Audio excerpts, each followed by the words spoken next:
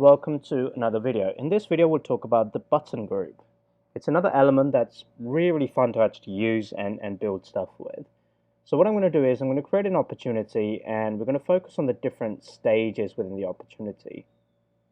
And what I'm going to do is just going to give some random stages. I don't want all of them to be here. So you got qualification, needs analysis, value proposition. We'll just use 1, 2, or 3. It's fine.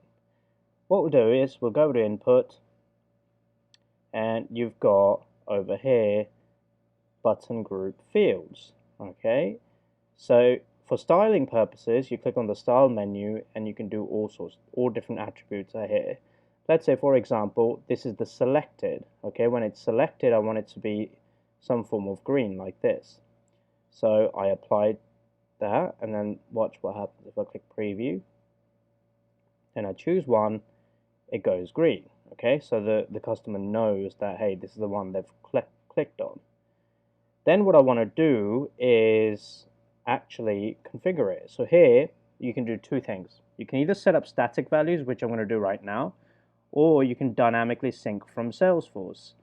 The reason I'm setting static here because I only want a couple of values to be in there, but the same principle applies. Literally, you go sync from Salesforce, you choose your object, and then you choose the pick list from that object, and we'll automatically render it for you. Let's go over here. So what I'm going to do is I'm going to call this one prospecting, and we'll change this to prospecting also. Let's see what other ones are available. Qualification is another, so we will use qualification.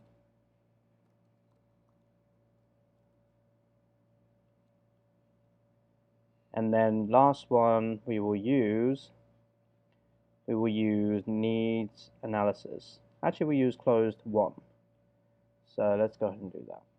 Closed one. Copy that. Add that in here. Okay.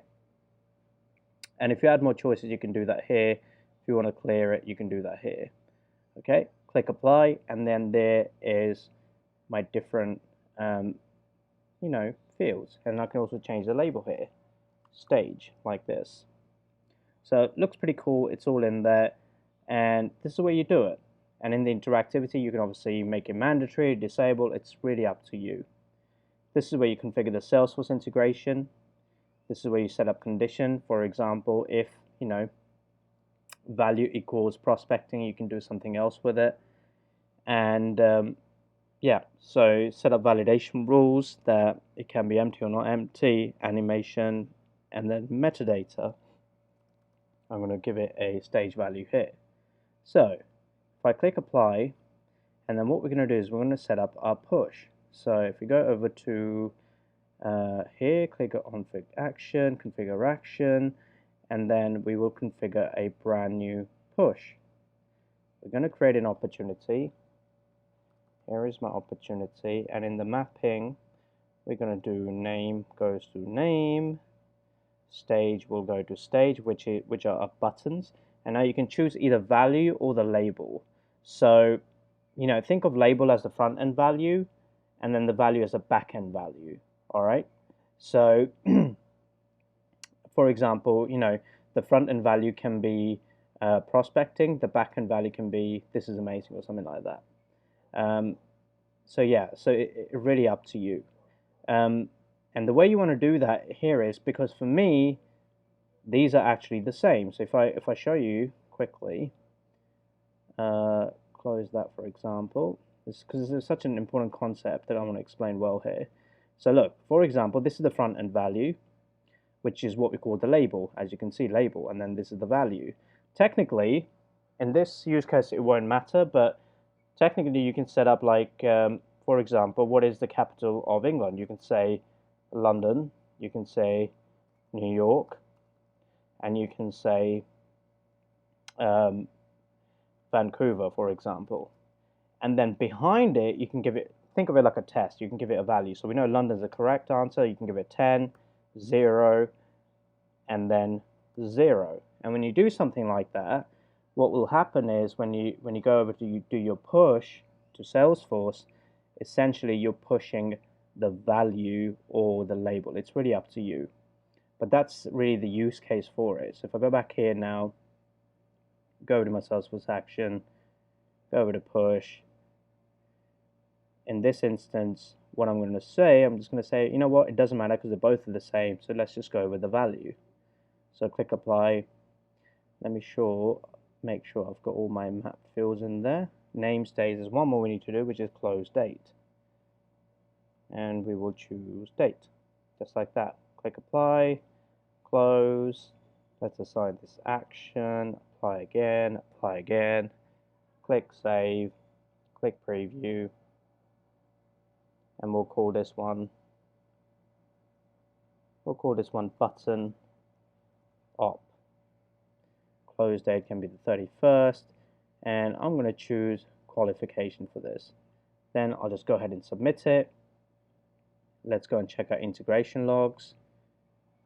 Our integration log suggests that the opportunity has been created. Actually, this might not be the opportunity. Hold on, let me refresh. Let's have a look.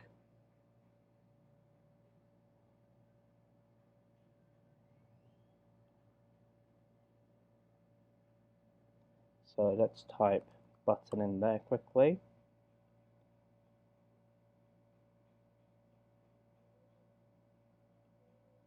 Sometimes you just have to give it a second for it to create. And just after a refresh here, it's actually now come in. So this is my opportunity. We go over here, have a look at what happened, and look, there is my button op. You can see the stage is set to prospecting, and we are good to go. So all I had to do was just recreate that, and then this is how it works. Essentially, we're pushing the value in here directly into the premise where we've suggested prospecting qualification closed one, and you choose either, and you go ahead and create it. Now we can create another one quickly as well. We can just call, let's just refresh this.